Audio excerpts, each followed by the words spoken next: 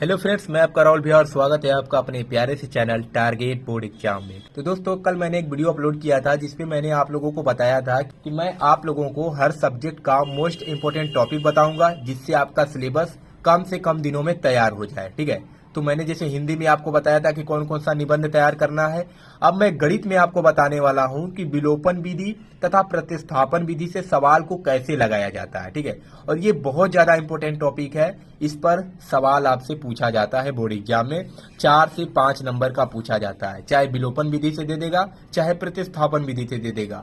अगर केवल कहता है हल कीजिए तो दोनों में से आप कोई भी विधि लगा सकते हैं, लेकिन अगर कोई एक विशेष दे देता है कि विलोपन विधि से ही आपको हल करना है तो आपको विलोपन विधि से ही हल करना पड़ेगा। ठीक है, तो आज हम दोनों विधियां देखने वाले हैं। विलोपन विधि से भी क्वेश्चन को हल करेंगे, समीकरण को हल करेंगे। ठीक है, और प्रतिस्थापन विधि से भी समीकरण को हल करेंगे और बहुत ही इजी तरीका बताया जाएगा आपको। अगर आप वीडियो को पूरा देखते हैं तो विलोपन विधि और प्रतिस्थापन विधि आपके लिए सबसे इजी टॉपिक बन जाएगा और इस पर अगर सवाल आएगा तो आप 1 से 2 मिनट में लगा देंगे। ठीक है, तो चलिए वीडियो को शुरू करते हैं।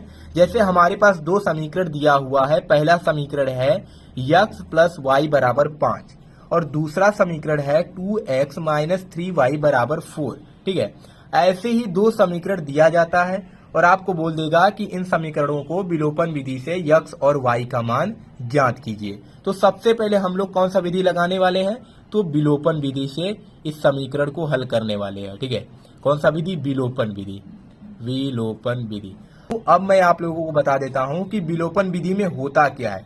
तो देखिए, विलोपन विधि में कुछ नहीं करना है, केवल आपको क्या करना है कि समीकरण 1 में x या y के किसी एक गुणांक को 2x यानी यहाँ पर जो है x और y इनके गुणांक के बराबर कर देना है। अगर आप x को लेते हैं तो समीकरण x का जो गुणांक होगा और समीकरण 2 का जो गुणांक होना चाहिए ये बराबर होना चाहिए। किसी एक को बराबर ही करना है। ठीक है, अगर बराबर दिया है तो एक स्टेप हमारा कम हो जाएगा, लेकिन अगर बराबर नहीं दिया है तो सबसे पहले हमें बराबर करना पड़ेगा। देखिए, यहाँ पर x है, यहाँ पे 2x है, तो ये तो बराबर नहीं है। y वाला को देखते हैं, यहाँ पे y है, यहाँ पे 3y है, तो यहाँ पर भी बराबर नहीं है। पहले हम चेक करेंगे बराबर है या नहीं है। अगर नहीं रहेगा तो हम बराबर करेंगे। तो कौन सा बराबर करें? कोई भी आप कर सकते हैं, चाहे आप x वाले को कीजिए चाहे आप y वाले को कीजिए। तो हम x वाला कर लेते हैं। पहले में क्या है? केवल x है, मतलब एक x होगा और दूसरे वाले में 2x है। तो बताइए, समीकरण 1 व 2 में हम किसमें ऐसा क्या करें कि दोनों का जो x का गुणांक हो समान हो जाए। तो यहाँ पर अगर 2x है तो अगर हम समीकरण 1 में क्या करें, 2 से गुणा कर दें तो क्या दोनों समीकरण बराबर हो जाएगा? होगा कि नहीं? हो जाएगा ना, क्योंकि यहाँ पर भी 2x है। अगर 2 का समीकरण 1 में गुणा करेंगे तो यहाँ पर भी 2x हो जाएगा। कोई एक ही हमें बराबर करना है। अब क्या करना है, इसी चीज को आपको हिंदी में लिख देना है। अगर आप लिखते हैं, अच्छे से लिखते चलते हैं तो आपको पूरे अंक दिए जाते हैं। तो यहाँ पर जो आपने किया है उसी को आपको लिख देना है। तो हमने क्या किया है, हमने समीकरण 1 में क्या किया है, 2 से गुणा करने पर। ठीक है, समीकरण 1 में 2 से गुणा करने पर अब कर देते हैं, देखते हैं हमें क्या क्या मिलता है। समीकरण 1 में अगर 2 से गुणा करते हैं तो 2 का x में गुणा करेंगे तो क्या मिलेगा? 2x प्लस 2 का y। सभी में अब गुणा होगा, ये नहीं है कि x में किया जा रहा है तो केवल x ही में होगा। x को बराबर करने के लिए हमने 2 का गुणा किया तो इस 2 का गुणा दोनों पार्ट में होगा। ठीक है, तो x में करेंगे 2x, प्लस है तो प्लस, y में करेंगे तो 2y हो जाएगा, बराबर है तो बराबर, और 2 का 5 में गुणा करेंगे तो ये हो गया हमारा 10। ये नया समीकरण बन गया, तो इसको हम लोग मान लेते हैं समीकरण नंबर 3। अब हमें क्या करना है, समीकरण 2 को देखना है और समीकरण 3 को देखना है। दोनों में x का मान बराबर हो गया। अगर दोनों का बराबर हो जाता है गुणांक x या y में से, और दोनों का अगर चिन्ह भी बराबर है, तो हम क्या करेंगे कि किसी एक समीकरण में से दूसरे समीकरण को घटा देंगे।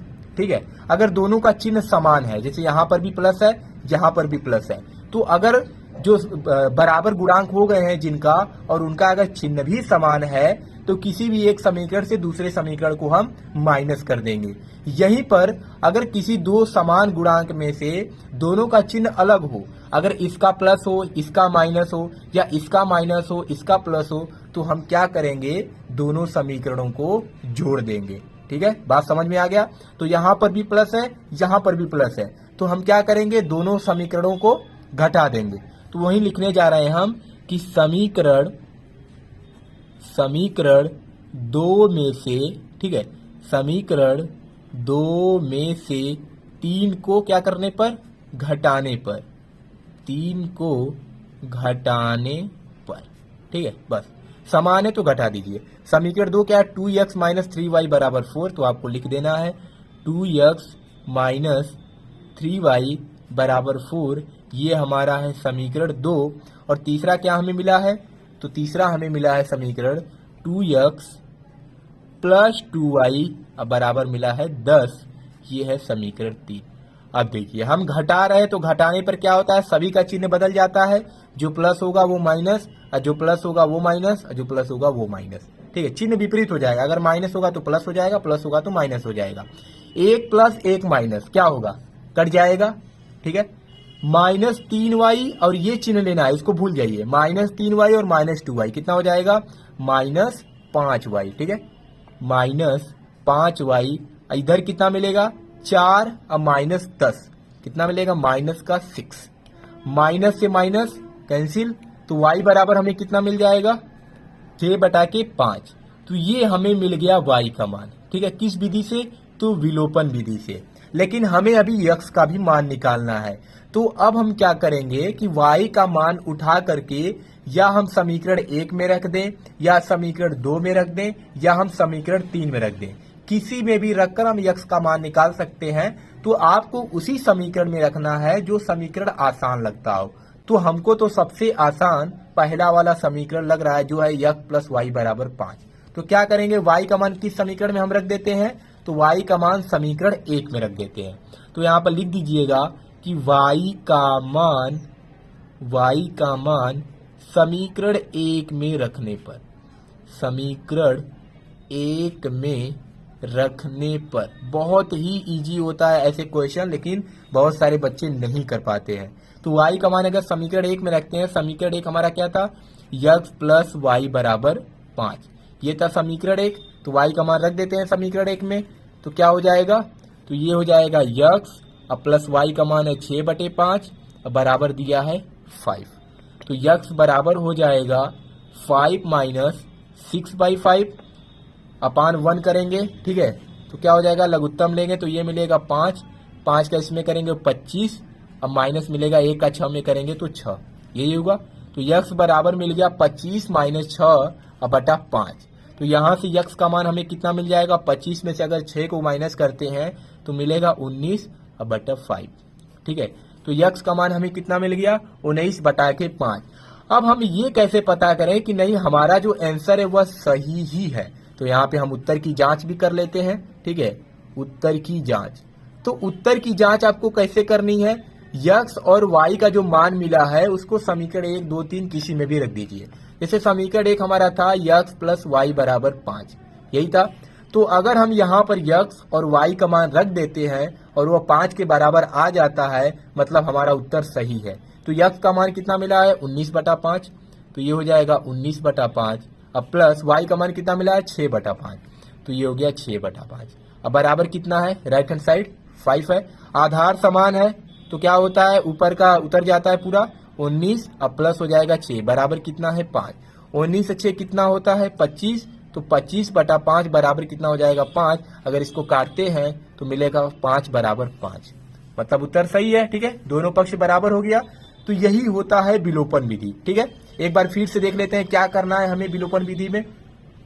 तो आपके पास 2 समीकरण दिया रहेगा, दोनों समीकरण में अगर x या y का गुणांक बराबर नहीं है तो आपको किसी एक का गुणांक बराबर कर लेना है। बराबर करने के बाद फिर उसका चिन्ह देखना है बराबर वाले गुणांक का, ठीक है।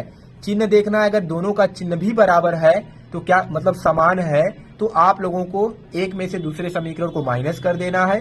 अगर दोनों का चिन्ह विपरीत है, यानी एक का प्लस दूसरे का माइनस है, तो आप लोगों को दोनों समीकरणों को जोड़ देना है, ठीक है। तो अगर आप ऐसा करते हैं तो वहां पर क्या होता है कि जो बराबर वाले गुणांक होते हैं वे कट जाते हैं, तो वहां से जो दूसरा वाला होता है चर राशि हमारा, उसका मान निकल के आ जाता है, और फिर उसका मान हम किसी समीकरण में रख देते हैं तो पहले वाले राशि का भी मान निकल के आ जाता है।